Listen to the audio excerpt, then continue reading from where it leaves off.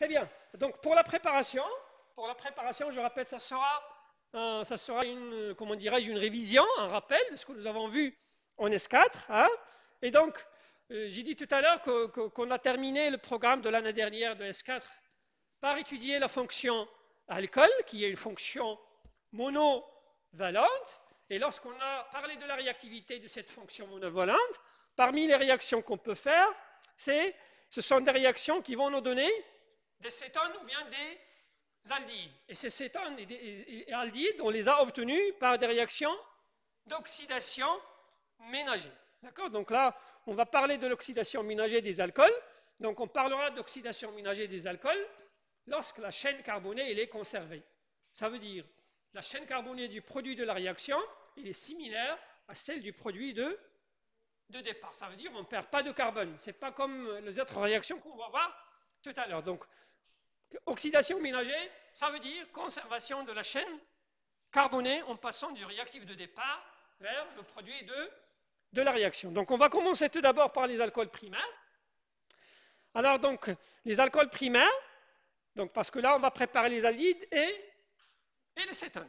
Et donc, là, ces aldydes et cétones, leur produit de départ ne sera pas le même, c'est sûr.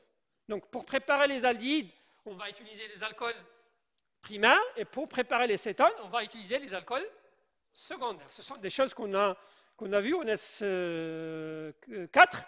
Par contre, les alcools tertiaires, parce qu'il y a 3 classes d'alcools, il y a les alcools primaires, secondaires et tertiaires, comme les amines. Il y a les amines primaires, les amines secondaires et les amines tertiaires. Donc pour les alcools, donc seuls, je dis bien seuls, les primaires et les secondaires qui seront oxydés. L'alcool tertiaire n'est pas oxydable parce que tout simplement, le carbone qui porte la fonction alcool ne contient pas de H. Parce que pour avoir cette oxydation, il faut avoir au moins un hydrogène sur le carbone qui porte la fonction alcool. C'est le cas comment dirais-je, des alcools secondaires. On peut avoir 2, c'est le cas des alcools primaires. Donc ces alcools primaires, je répète, seront oxydés par plusieurs oxydants. On ne va pas donner tous les oxydants.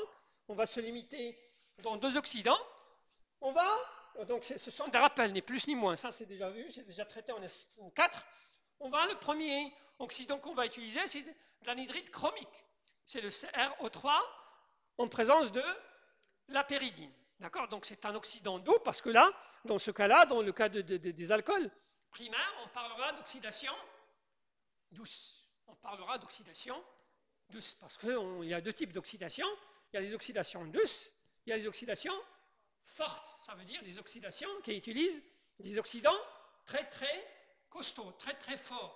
Là, le CrO3, ce n'est pas un oxydant fort. C'est un oxydant doux qui permet de transformer, je répète, l'alcool primaire en aldehyde. Autre oxydant qu'on a vu en S4, c'est le cuivre métallique. On peut utiliser aussi le cuivre métallique à des températures élevées, aux alentours de 300 degrés, et le résultat, je répète, ça sera la formation de l'aldehyde. Donc, ces oxydants, je répète, qui sont doux, ne permettent de s'arrêter au stade de l'aldehyde, parce que cet aldehyde aussi, il peut subir une oxydation. On verra. D'accord? Cet aldehyde, il peut subir une oxydation s'il est en présence d'un oxydant qui est très très fort. D'accord? Donc, pour s'arrêter au stade de l'aldehyde, là, il est indispensable d'utiliser des oxydants qui sont doux, tels que CrO3 péridine ou bien le cuivre métallique en présence d'alcool primaire. Le résultat, ça sera les aldehydes. OK? Donc, là, on va avoir un alcool un peu particulier. D'accord? Ce sont les alcools allyliques et les alcools benzyliques. Là, il n'y a pas d'insaturation. Dans notre premier cas, il n'y a pas d'insaturation. Ça veut dire que c'est une chaîne, comment dirais-je, saturée. Donc, il n'y a pas d'insaturation. Mais sachez qu'il y a des alcools qu'on appelle les alcools allyliques et les alcools benzyliques. C'est quoi ce mot allylique et c'est quoi ce mot benzylique? Les voici. Voilà un exemple. D'accord? Voilà un exemple. Donc, dans le cas où nous avons ce type de composé,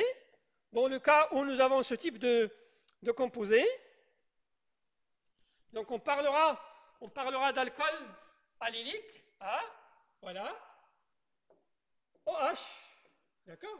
Lorsque nous avons, parce que là, ici, donc, ici nous avons, comment dirais-je, la position alpha par rapport à OH, et ici nous avons la position bêta par rapport à OH. Donc on parlera d'alcool allylique ou bien alcool benzylique lorsque nous avons une double liaison en position bêta par rapport à la fonction alcool. D'accord? Donc voilà la position alpha, voilà la position bêta, et donc on constate que dans la position bêta, il y a une double liaison. Et dans ce cas-là, on parlera comment dirais-je, d'alcool allyliques qui peuvent être aussi primaires, hein, qui peuvent être primaires, hein, lorsque le R' égale à H et lorsque le R' différent de H. Donc on parlera d'alcool allylique primaire lorsque le R' égale à H, et on parlera d'alcool allylique secondaire lorsque le R' il est différent de H. Alors, pour ce cas particulier des alcools, qu'on appelle alcool allylique ou bien alcool benzylique, je donnerai la structure des alcools benzyliques, l'oxydant spécifique pour ce type d'alcool, c'est le MnO2, c'est le dioxyde de manganèse. D'accord? Ça veut dire quoi? Ça veut dire que si vous utilisez les autres oxydants, il n'y aura pas d'oxydation.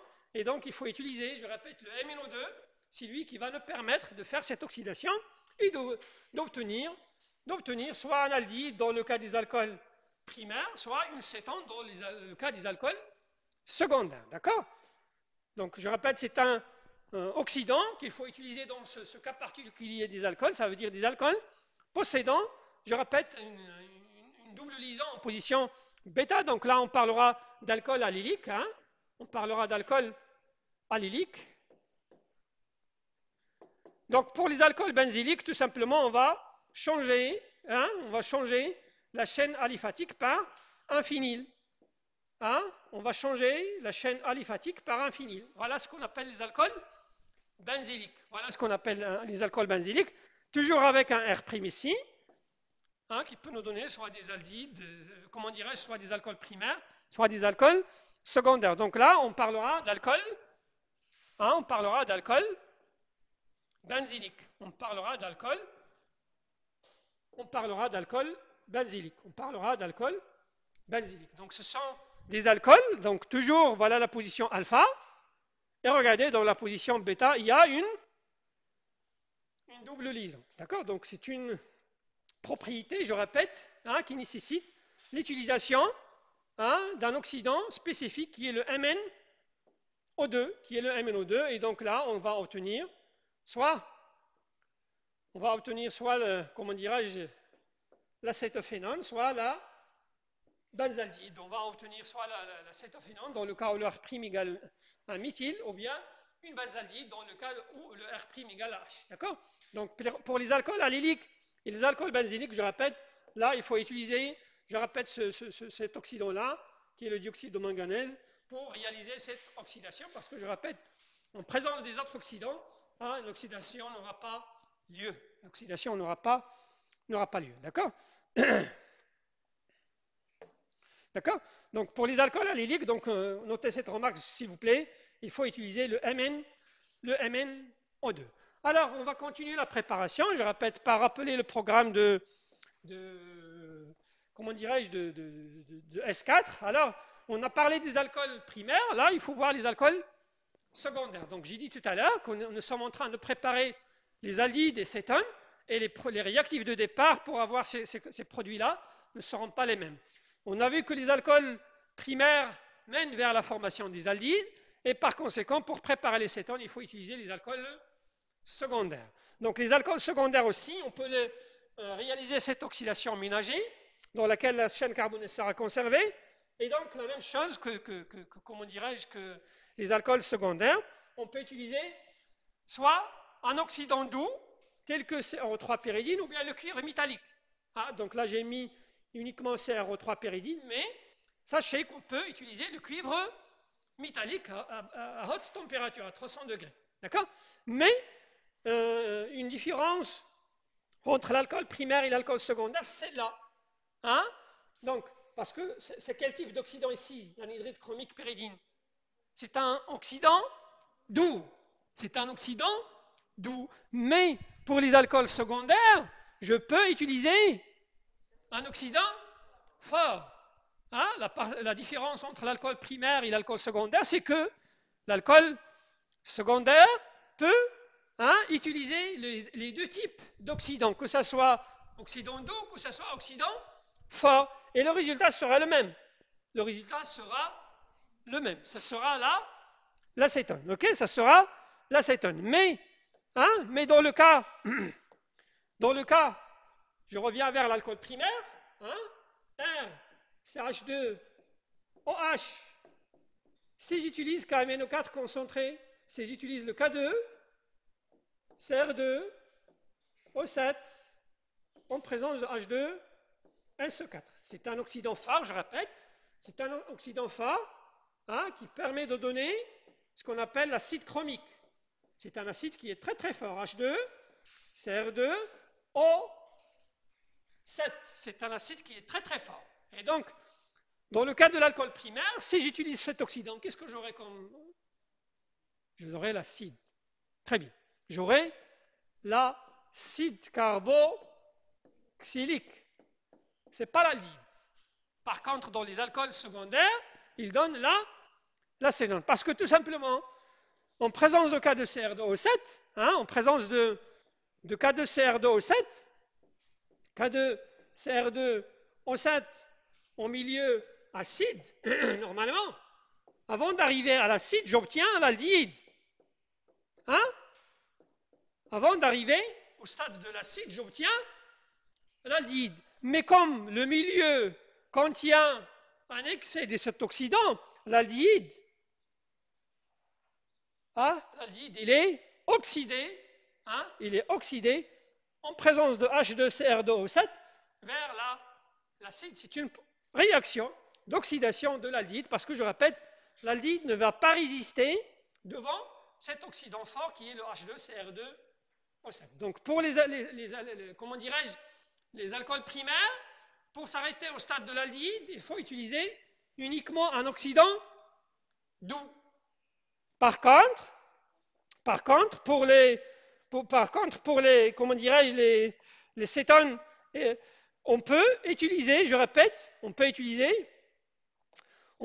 soit un oxydant doux, soit un oxydant fort pour obtenir l'acétone. Donc la différence c'est celle-là. Donc pour l'acétone, il est préparé par les deux types d'oxydants.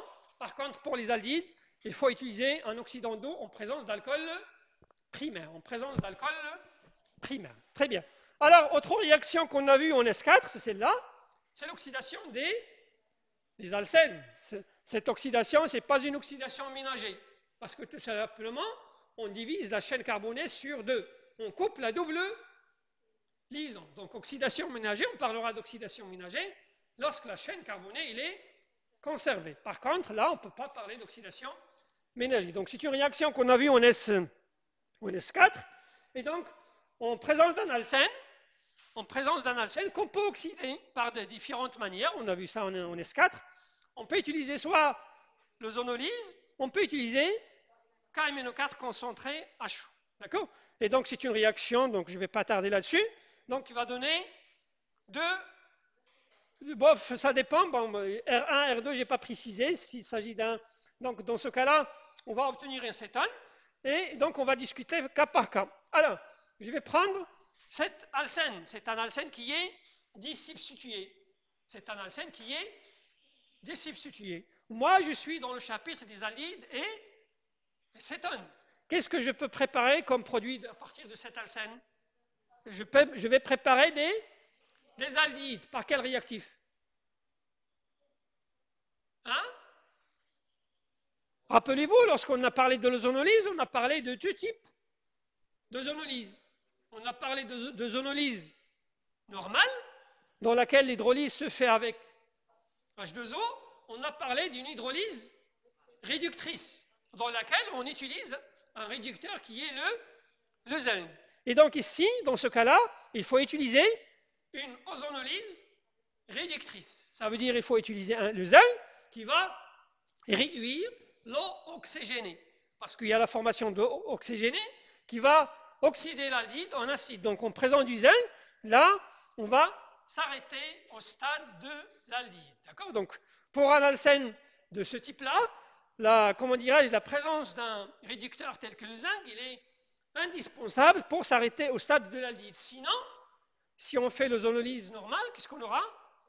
Des acides. Ça veut dire l'aldéhyde là, il sera oxydé par l'eau oxygénée pour donner les acides. Donc les aldéhydes, on peut les préparer à partir des alcènes en effectuant une ozonolyse réductrice. Par contre, si vous avez un alcène qui est tétrasubstitué, comme le premier cas, donc soit vous faites l'ozonolyse normale, soit vous faites le KMNO4 concentré, le résultat sera toujours l'acétone. On peut utiliser l'ozonolyse réductrice dans ce cas-là, ça veut dire dans le cas de l'alcène tétrasubstitué, mais ça sera une perte d'argent. Ça sera une perte d'argent parce que je répète là, donc avec l'eau, la réaction marche. Pourquoi aller rajouter le zinc? Ok? Donc, je répète, pour un alcène tétrasubstitué, donc soit la première réaction, soit la deuxième, mais pour l'alcène de ce type, ça veut dire où il y a 2 H sur les 2 carbones sp2, là, je répète, la présence d'un réducteur tel que le zinc, il est indispensable pour s'arrêter au stade de l'aldéhyde. Très bien. Autre réaction que nous avons vue, en S4, c'est celle-là. C'est une réaction qu'on a vue dans le chapitre des alcynes. Hein?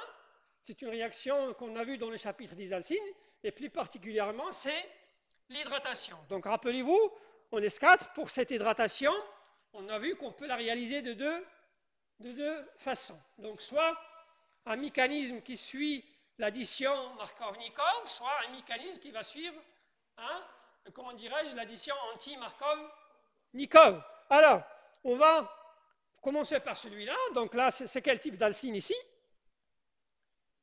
On a vu deux types Très bien, c'est un alcyne vrai. C'est un alcyne vrai. Un alcyne vrai, c'est un alcyne où, au moins, un carbone parmi les deux qui sont hybridés sp porte le H. Donc là, il s'agit bien d'un alcyne vrai qu'on va hydrolyser avec HgSO4 en présence de H2, H2O, H2SO4 ici, c'est pas un sel. Qu'est-ce qu'on aura ici? J'ai dit que... Oui, mais avant d'arriver à l'acétone...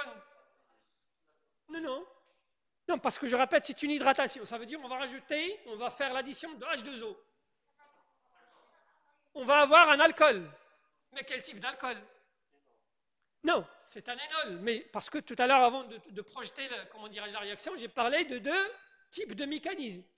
Soit une addition Markov-Nikov, soit une addition anti-Markov-Nikov. Là, Markov-Nikov, c'est une addition Markov-Nikov. Ça veut dire le OH va se fixer sur le carbone le plus substitué. Donc, on va passer par l'intermédiaire d'un énol. D'accord? Ça, c'est un énol qui n'est pas stable. On a parlé de ces équilibres céto-énoliques en S3.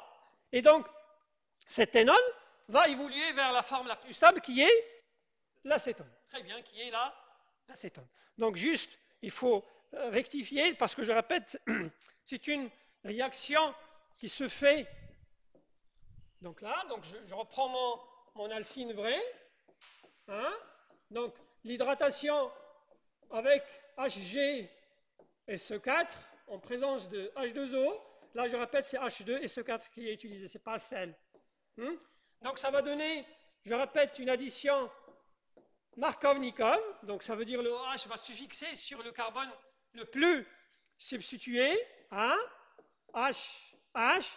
Et donc, je répète, cet énol, c'est un énol. Là, il va évoluer vers la forme la plus stable, qui est la forme cétone, donc par retour des 2 électrons donc de l'oxygène, et le départ de ces 2 électrons qui vont capter le H ici, et voilà comment on peut préparer les cétones à partir des alcynes vrais. D'accord? Donc c'est une réaction qu'on a déjà vue en S4 et qui permet, je répète, de transformer l'alcyne vrai en cétone en passant par un énol. D'accord? La deuxième réaction qu'on a vue, je répète, c'est l'hydroboration. C'est l'hydroboration toujours des alcynes vrais.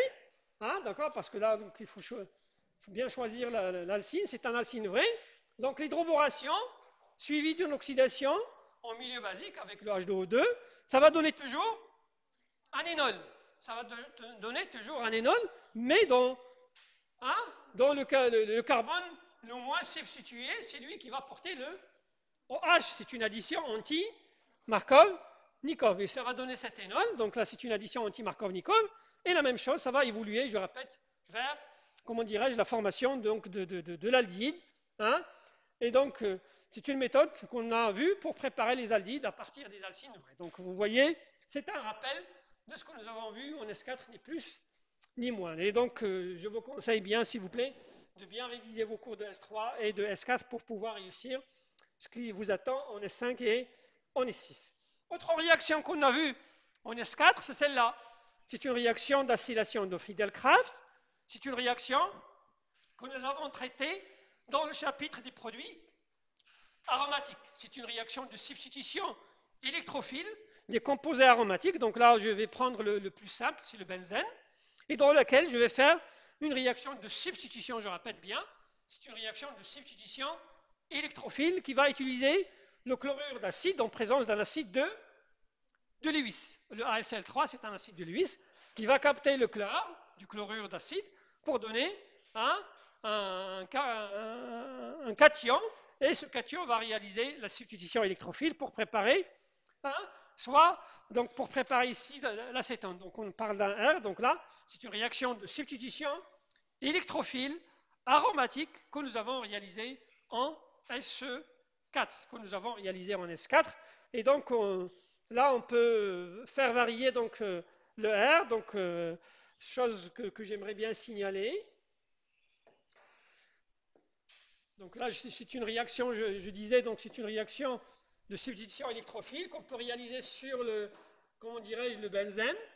Et donc, lorsqu'il y a le CH3, lorsqu'il y a le CH3, AlCl3, donc je répète, le AlCl3 va jouer le rôle de la case de l'acide de Lewis qui va aller piéger donc le, comment dirais-je, le Cl pour donner CH3CO+.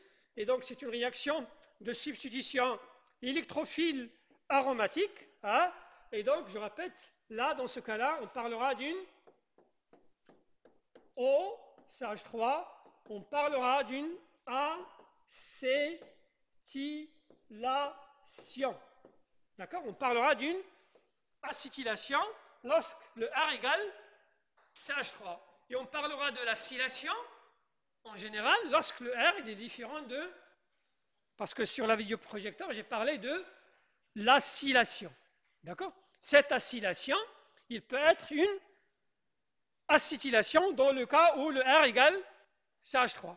Dans le cas où le R est différent de CH3, on parlera d'acylation. On parlera d'acylation. Donc c'est une réaction, je répète, qu'on a vue en S4 et donc qui peut se faire soit sur du composé aromatique de ce type, tel que le benzène, soit sur des composés aromatiques activés ou bien désactivés. Ça veut dire, si vous avez un R donneur, il faut s'attendre à la formation de deux produits, un produit majoritaire et un produit minoritaire. Et si vous avez un noyau aromatique désactivé, là, il faut s'attendre à un seul produit, c'est la substitution de H qui est en position méta. Donc, ce sont des choses qu'on a vues en S4. Je n'ai pas le temps de vous les rappeler, et donc je vous conseille d'aller voir vos cours de S4. Okay, donc, on va continuer donc par parler de deux réactions. Voilà, deux réactions que vous n'avez pas encore vues jusqu'à présent. Mais le reste, c'est déjà vu, je répète, en S4, c'est cette réaction de réduction. Donc, deux réactions dans la préparation des aldéhydes et des cétones qu'on n'a pas encore traitées jusqu'à présent. La première, c'est la réduction de Reisman. C'est une réaction qui porte le nom d'un chimiste appelé Reisman, et c'est une réduction qui se fait sur un chlorure d'acide, en présence d'un système qu'on a déjà vu en S4. H2, palladium, Ba, SO4. Où nous l'avons vu ce système? Très bien, nous l'avons vu dans le chapitre des alcynes, pour préparer les alcènes. Donc c'est un système qui permet d'hydrogéner uniquement la triple pas la double. C'est un système sélectif. Il sélectionne entre la triple et la même chose ici. H2 palladium BaSe4, il réduit la fonction COCl, mais il ne peut pas réduire la fonction aldhyde, parce que la fonction aldhyde, on peut la réduire pour aller vers l'alcool. Mais je répète, ce système ne permet pas de réaliser cette réduction de la fonction aldhyde. Donc ce qui est sensible de faire, c'est que de transformer le chlorure d'acide en aldhyde, ce qu'on appelle la réduction de Röslemann. Une deuxième réaction qu'on n'a pas encore traitée, ça va servir pour préparer les cétones. Donc la première, c'est pour préparer les aldhydes, c'est la réduction de Röslemann. La deuxième, c'est pour convertir les nitriles en cétones. Selon le mécanisme suivant, donc on va prendre une fonction nitrile. Vous savez tout ce que c'est une fonction nitrile. C'est une fonction trivalente qu'on va revoir dans le chapitre 3, qu'on va traiter avec un organomagnésien. Cet organomagnésien, dans la première étape, il sera suivi par hydrolyse dans la deuxième étape. On va passer par l'intermédiaire de cette fonction. Cette fonction, c'est déjà vu dans le chapitre des amines. Évidemment, si vous avez révisé le chapitre des amines, c'est quelle fonction? C'est la fonction imine. C'est une imine non substituée. Parce que ça peut être substitué avec un R. Dans les amines, dans le chapitre des amines, on a parlé d'imine normale, ça veut dire non substituée, et des imines substituées. Là, on prépare une imine substituée. Alors, pour avoir l'acétone, on va faire l'hydrolyse avec le H3O+. L'hydrolyse avec H3O+, ça va nous permettre de préparer l'acétone. Donc, je répète, parmi donc, toutes les réactions qu'on vient de citer pour la préparation des aldhydes et cétones, il y a deux qui sont nouvelles. C'est la réduction de Röslemann qui utilise le chlorure d'acide en présence d'un système d'hydrogénation déjà traité en S4 pour avoir les aldhydes. Et la deuxième, c'est l'action des organomagnésiens sur les nitriles pour préparer les cétones. Alors, j'aimerais bien signaler une chose pour la dernière réaction, qui est la chose suivante. Donc, pour le nitrile, je répète, on va le traiter avec un organomagnésien, avec R'-MgX. Et donc, je répète, en chimie organique, chaque réaction, il a un mécanisme. Et pour réussir ce mécanisme, pour le faire correctement, là, si je n'ai pas le chapitre des effets électroniques dans ma tête, je ne peux pas le faire. D'accord? Donc, on va faire le mécanisme tout de suite. Et donc, pour faire le mécanisme, je répète, il faut localiser les sites électrophiles sur les deux réactifs. N'est-ce pas? Ici, qu'est-ce que j'aurai? Delta-1. D'accord? Parce qu'il est lié à un métal qui est le magnésium. Et là, j'aurai un delta plus sur le ici, sur le nitrile. Delta-, il est où? Sur le N. Pourquoi? Parce que tout simplement, le N, il est hybridé sp, il exerce un effet électro-attracteur moins M. Et donc ici, j'aurai quoi? Un delta plus. Et donc la réaction, c'est très simple. Donc c'est le delta- qui va aller attaquer le delta plus pour avoir, qu'est-ce que je vais avoir? R, C, R', double liaison, N-, Mg, X plus. OK? Et donc, on a dit tout à l'heure que la réaction sera suivie par hydrolyse, avec H2O. Voilà. H. Et donc, là, vous avez un delta-, et là, vous avez toujours, c'est le même principe. Et donc, le N- va aller chercher un H parmi les deux pour donner l'imine. Donc, voilà l'imine, comment elle est formée. Voilà l'imine, comment elle est formée. Et donc, nous avons dit que cette imine sera hydrolysée avec H+, en présence de H2O. OK? Donc, c'est une hydrolyse en milieu acide, parce que l'hydrolyse, elle peut être normale comme elle peut être en milieu acide. Donc, ça peut être une hydrolyse normale avec de l'eau, on prépare l'imine. L'imine sera hydrolysée avec H3O+, pour préparer, je répète, l'acétone, R', CO. D'accord? Donc, ce que je vais signaler ici, je vais signaler la deuxième étape. Ça veut dire, quand est-ce qu'on travaillera avec de l'eau et quand est-ce qu'on travaillera avec de l'eau acidifiée. Si vous cherchez l'imine, il suffit de faire l'hydrolyse avec de l'eau. Vous pouvez isoler l'imine. Si vous n'avez pas besoin de l'imine, la deuxième étape, vous pouvez la faire avec H3O+.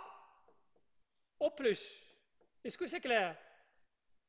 Si vous cherchez l'imine, la deuxième étape doit être faite avec de l'eau uniquement. Mais si vous cherchez l'acétone à partir du nitrile, là, la deuxième étape doit être faite avec de l'eau acidifiée. Ça veut dire avec H3O+. Avec H3O+. C'est clair? Très bien. Alors, pour le mécanisme, je vais faire le mécanisme de l'hydrolyse au milieu acide de l'imine. D'accord? Donc, je répète, je travaille au milieu acide, donc en présence de H+, qui va jouer le rôle d'un cation, d'un électrophile. Là, il sera capté par l'azote. D'accord? Parce que toujours, là, vous avez ici un delta plus, et là, vous avez un delta moins. Et donc, qu'est-ce que j'aurai? C'est une réaction équilibrée. J'aurai R', double liaison, NH+.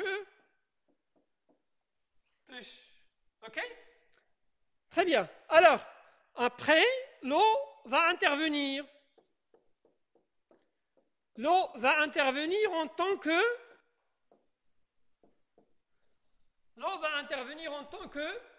nucléophile. Parce que celui-là, cet intermédiaire ici, il a une forme limite. Il a la forme limite suivante. R',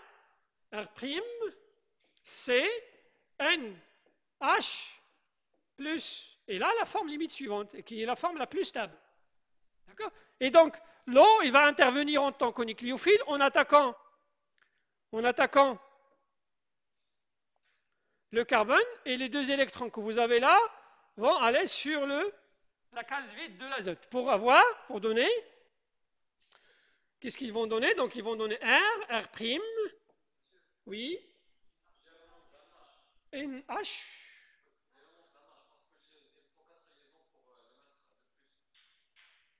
Oui, il manque un H, oui, il manque un H, oui. C'est vrai parce que le premier H, c'est celui-là, le deuxième, il est où là? On l'a pas mis. Ok? Ce H bleu, on l'a pas mis. Donc il faut le rajouter ici. Très bien, merci pour la remarque. D'accord? Et donc, je répète, l'eau, il va intervenir en tant que nucléophile. Il va intervenir en tant que nucléophile pour avoir C, n'est-ce pas? Je vous écoute. Le C sera lié à O, H, plus, oui. Ensuite, NH2, c'est bien ça? NH2, NH2. Très bien. Et donc la réaction va continuer, parce que ici, là, le H+ qu'on a utilisé ici, c'est un... Très bien. C'est un catalyseur qu'il faut récupérer à la fin de la réaction. Donc ce qui va se passer, c'est que les deux électrons de l'azote, qui sont là, vont aller capter un H ici, pour avoir R', C, N, H3+, et là, OH. Très bien. Et donc le mécanisme va continuer par le retour d'un des deux doublés et le départ de l'ammoniac. Donc moins l'ammoniac, moins NH3, ça va donner R', C, double liaison, OH, plus. OK? Et donc, qu'est-ce qu'on va faire? Par quoi on va terminer le mécanisme? Très bien, par récupérer notre catalyseur, par récupérer notre catalyseur. Donc là, la réaction, je répète, on va la terminer. On va la terminer par récupérer notre catalyseur, hein, parce qu'un catalyseur en chimie organique, ça va servir, je répète, pour activer, pour initier la réaction, mais à la fin, il faut le récupérer. Et voilà, donc en éliminant ce H+, ce H+, je répète, voilà, je vais former l'acétone. Donc voilà le mécanisme de la formation de cette cétone à partir des nitriles en présence d'un organomagnésien. C'est un mécanisme qu'on reprendra, je répète, en travaux dirigés. C'est un mécanisme qu'on reprendra en travaux dirigés, évidemment au cours de la semaine prochaine peut-être.